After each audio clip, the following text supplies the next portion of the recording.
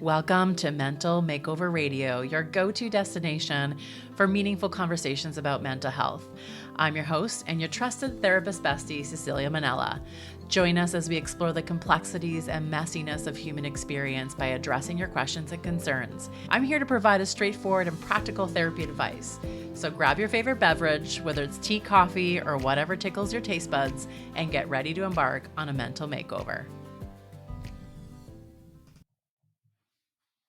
Have you ever considered how tired you are about worrying about things? I don't know about you, but these worry thoughts sometimes can be very overwhelming and really challenging. In today's episode of Mental Makeover Radio, we're going to dive into worry thoughts, and I'm going to teach you some of my tips and some tricks on how to not only decrease them, but learn to not really let them into your life. So, I'm your host, Cecilia Mannella, and I'm really glad that you're here for this conversation on worry thoughts. Worry is one of those things that keeps us up at night. It becomes intrusive in that we can't really control when they pop into our brain sometimes. They can just be little or large, invasive things that your brain actually does. Now, part of changing anything, and if you've been tuned into this podcast for a while, you'll know that I'm all about understanding things before you try to change them. So, when we think about worry thoughts, what I want you to think about is, what is the function of the brain? Let's talk about the brain in general.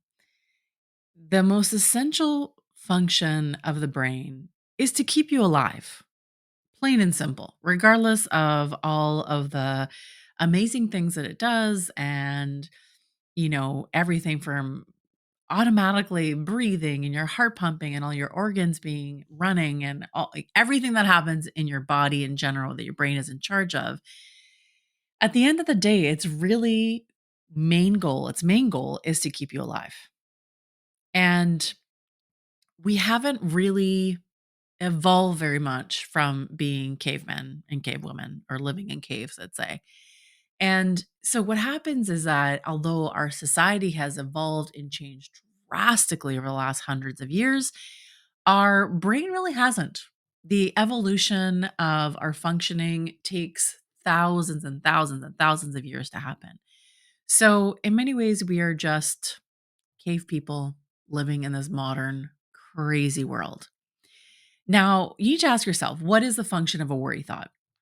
If our brain's sole function and goal is to keep us alive as long as possible, and these worry thoughts happen in our mind, in the brain, then they have to serve a purpose, right?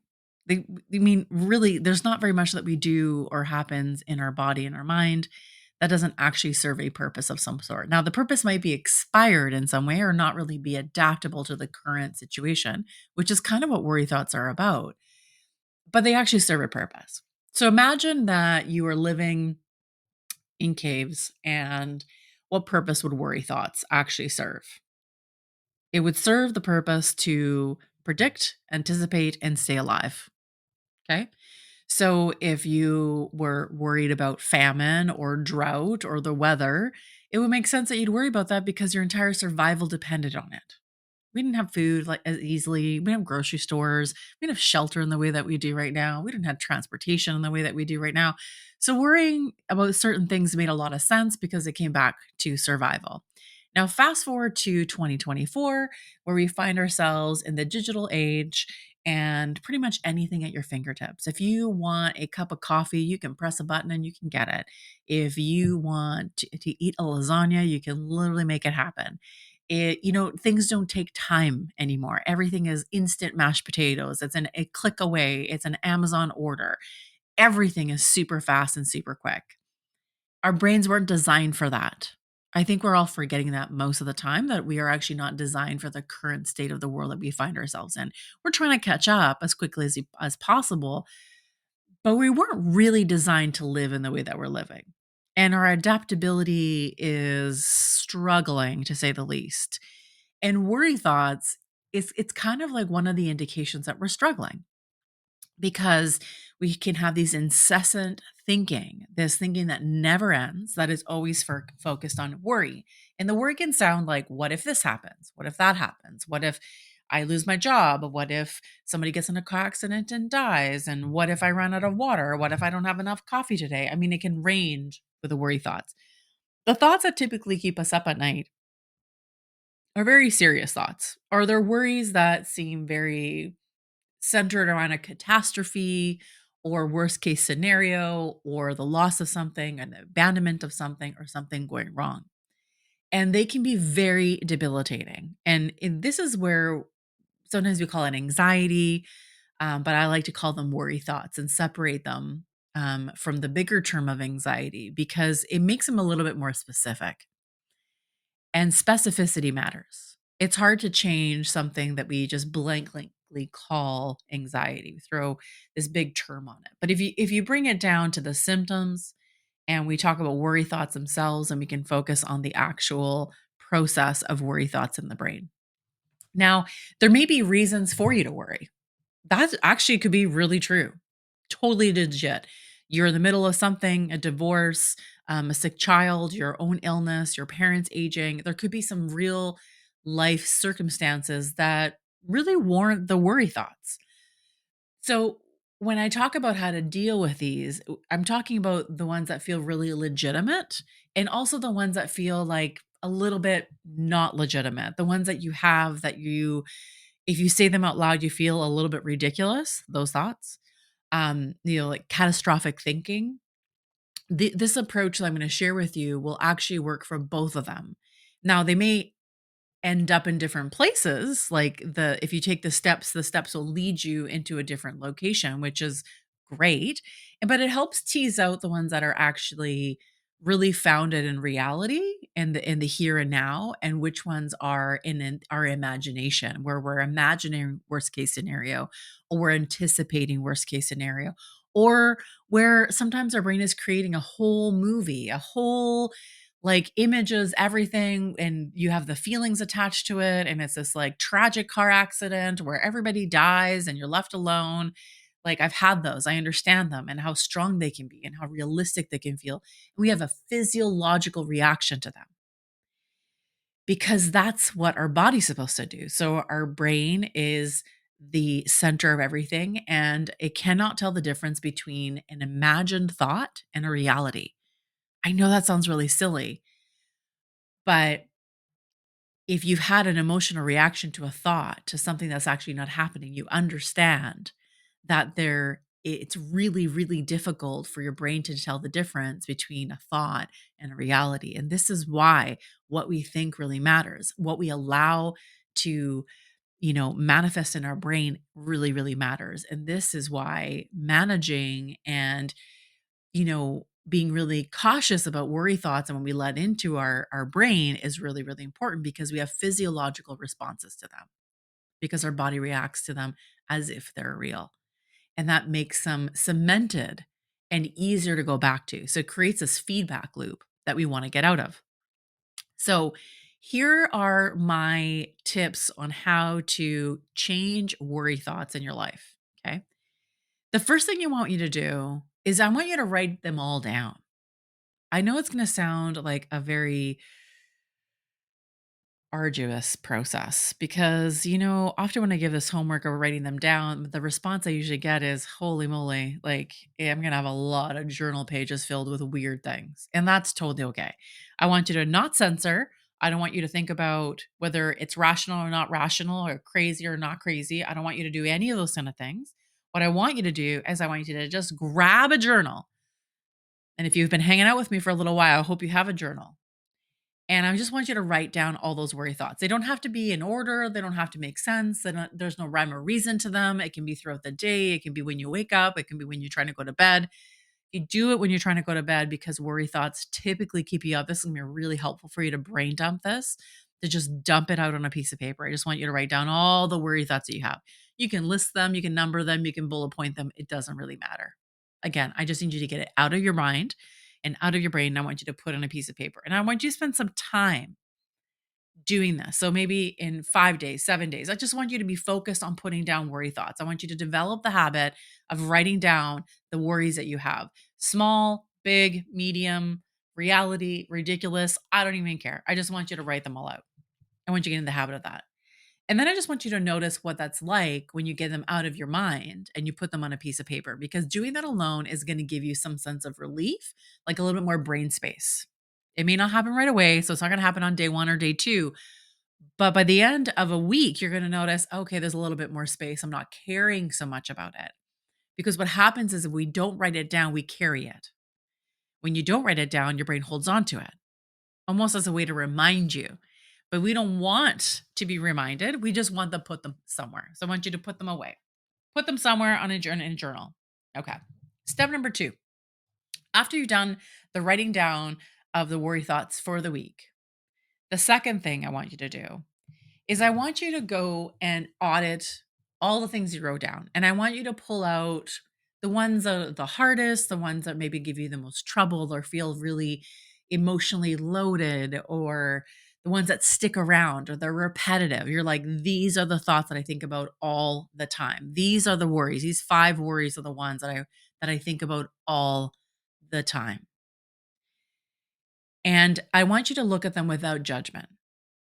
So, a lot of compassion and a lot of care for yourself that you're having these thoughts. No judgment.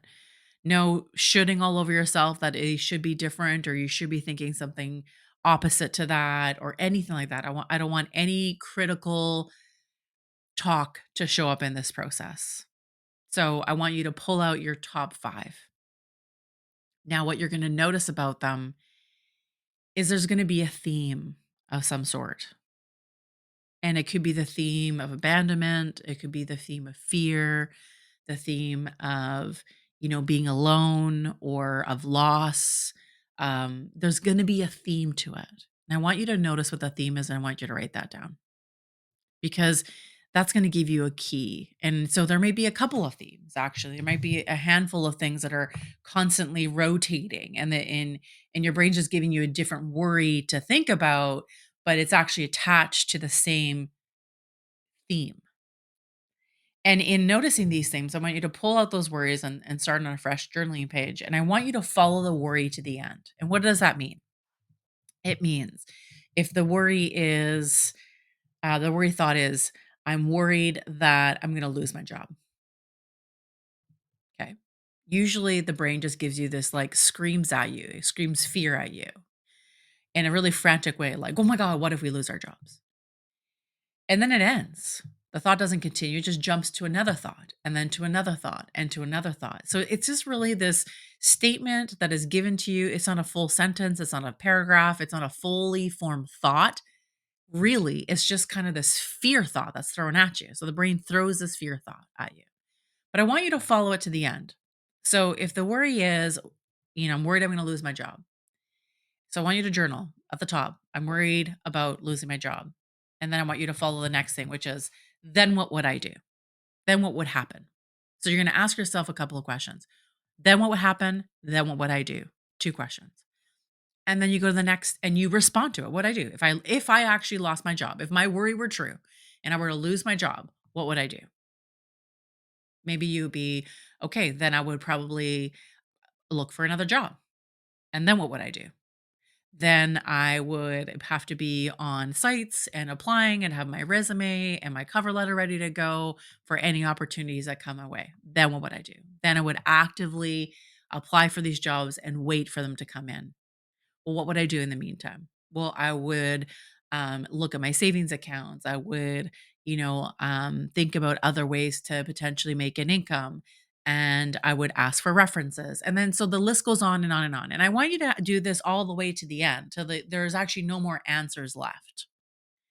So what you're doing in this process is disarming the fear, because instead of it being a fear sentence or a fear, phrase that's given to you, what if this happens? And then before it moves on to the next, I want you to follow it all the way to the end, all the way to the end. Ask yourself over and over again, what would I do? Or that what would happen? But then what would happen? Then what would happen? And I want you to get to the end of that story. So I want you to take the fear thought and I want you to create a longer paragraph. I want to create more context. There needs to be more richness to it. And I need you to start asking them what would happen. If this were to be true, what would happen next and next and next? And then you're going to get to the end. Trust me, you're going to get to the end. There's always an end point where there's no more answers to it. And then that leads me to number 3. Step number 3 is I want you to create a plan based on what you wrote. So the thing about worry thoughts is that they're grounded in fear statements. And the one way to combat fear is to create a plan. What would you do? How would you respond? What are some actions that you can take? What are some protective factors that are in place? What are some resources that you can access? And on and on and on. We start to problem solve. The thing is that when we are inundated with statements of fear that come in the form of worry thoughts, is that we don't actually get to a planning phase or an action phase.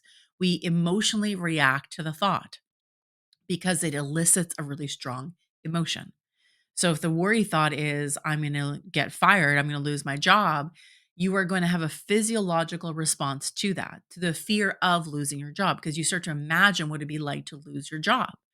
So the worry thought leads to an imagination of that fear actually coming true.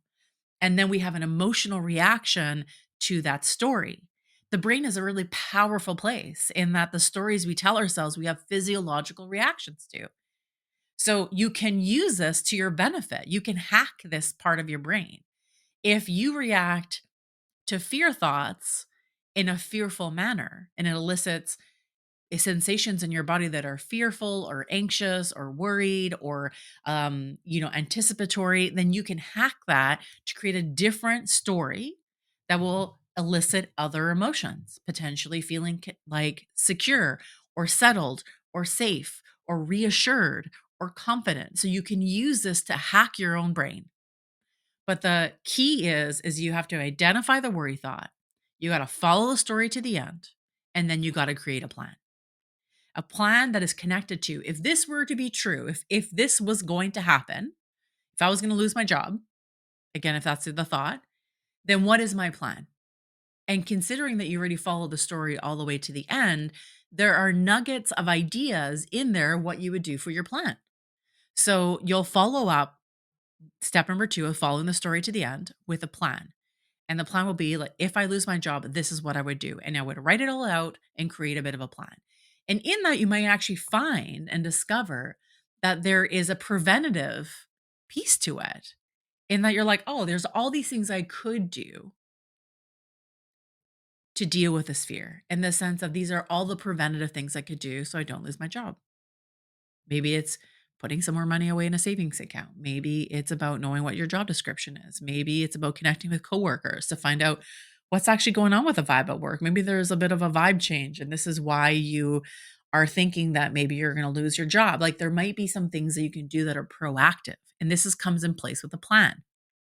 Now, it doesn't have to be a super elaborate plan. You don't need a PhD to do this.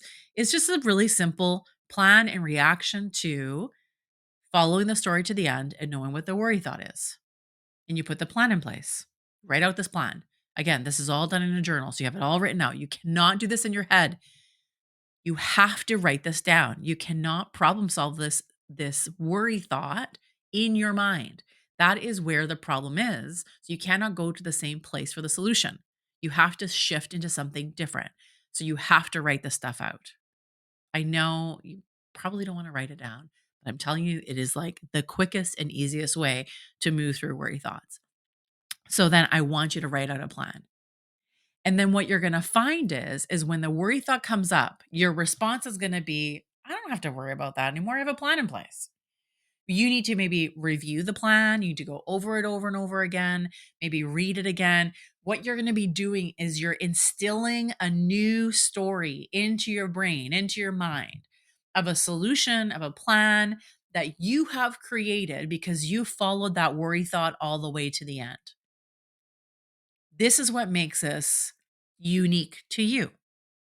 So there are a lot of things out there, a lot of tips and tricks and books and workbooks and all the things telling you what you should be doing with these worry thoughts. But this is about you. This is about you creating your own response that makes sense for you, which is going to be very different of how it works for somebody else in your life, for your friend, for your spouse, for your kid, for your coworker, whoever it is. It's going to be different. It's not going to be the same answer. So whatever plan you come up with is unique to you. And it makes sense for your life, not for anybody else's life, but for you. So you're going to respond to the worry thought with a plan you already have in place.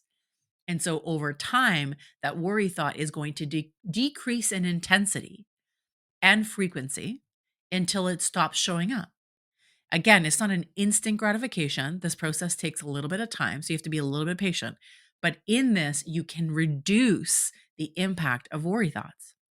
And the fourth step I'm going to give you is about prevention. So we've created this plan of how to manage and treat and decrease, but we also have to think about preventing these things from happening over and over again. And the number one culprit of worry thoughts is our overexposure to things that make us worried. I know it sounds really silly. It sounds kind of simple, but it's also something we're not doing. So if you have worry thoughts that say about accidents, stop watching the news when it comes to accidents or all the accident reports. If you have worry thoughts about anything really, think about where you're getting reinforcement of that worry and then set some boundaries and stop your overexposure to them. So this isn't about putting your head in the sand. Okay. So it's not about avoidance. It's about creating boundaries around it because maybe you're a little bit more sensitive or more emotionally attuned to certain topics because of worry thoughts. So if I had a concern about someone breaking into my house, and then I was always exposing myself to, I don't know, let's say murder documentaries or, the news about people getting broken into, or, movies about where someone's home was home invaded. It's going to increase my worry thought. It's going to increase my sensitivity to it, my anxiety about it. It's going to increase all my reactions to it. So, what we want to do is minimize our exposure to the triggers of that worry. Now, it's not forever, it's just in this phase of you trying to change the intensity and frequency of worry thoughts. Is that there's no award for exposing yourself to something and seeing whether it's going to have a negative impact on you. Like there's no award for that. So then why are we doing it? If your worry thought is about perfection, get off social media. Social media is the number one culprit around comparison, which is the number one rule of perfection is comparison. So get rid of it for a while. Find something else to spend your time on or scrolling on or looking at. So you need to really look at what is happening in your life day to day, week to week, month to month, that is where you're exposing yourself to triggers that are connected to worry thoughts that you're having. And then you need to set some boundaries around it. You can even ask people in your life to stop talking about something or, not bringing up a certain topic because you're trying to address these. You don't have to power through things. You don't have to grin and bear it. You can actually express your needs, your wants, your desires. You can express those boundaries and say, I am not comfortable talking about this topic right now. This is especially true with things like body image, diet culture, especially for women, because we seem to bond over, how much we hate ourselves. So maybe there needs to be some boundaries around that if their worry thoughts are attached to it. So do you see what I mean? Like it all interconnects. Writing them down, following it through to the end, creating a plan, and minimizing your exposure to triggers of the worry thought. So this all works together and it works in a very specific order. You can't, shortcut these things. So you want to be able to write for a week, you want to respond with following the story to the end, then you want to follow up with a plan, and then you want to take an inventory of your life and decrease the areas in which you feel that you might be exposed to triggers that elicit worry thoughts. This is worth it because living with the intensity of worry thoughts is just not worth it. Our brain is wired to keep us safe. So it's wired to worry. It's wired for fear. It's wired to think about the saber-toothed tiger or the bear or famine or flooding that's going to take your house out, like, or take your home out. Like those things make a lot of sense. But the gravity of the worry thoughts that most people are living with are not really founded in reality. They're not current things that are happening. They're not things that are happening in your world. They're probably not even a possibility or probability in your life. But do notice that I wasn't asking you to challenge it with reverse thinking or positive psychology or trying to convince you that those thoughts were actually not real. We're not doing any of that. And this is what makes this a little bit different, and this is what makes it work, is we're not countering it with flipping it to a positive story or challenging its probability. We're treating them as real. We're just questioning them and following it and making it a full story, not allowing fear to just scream a statement at us, but following that all the way to the end and then creating a plan in response to that worry. If that were to happen, then what would I do? What is my plan of attack? Because you're going to realize that you have resources, that you are a capable human being, that you have people in your life that potentially could help you, that you have a lot more solutions or ideas on how to manage this or respond to this fear instead of just allowing fear to scream in your face and having a physical reaction to it. You can take control of this. It's possible. It just takes a few steps. I really hope you try this and I really want to hear from you. I would love to hear how this is going for you.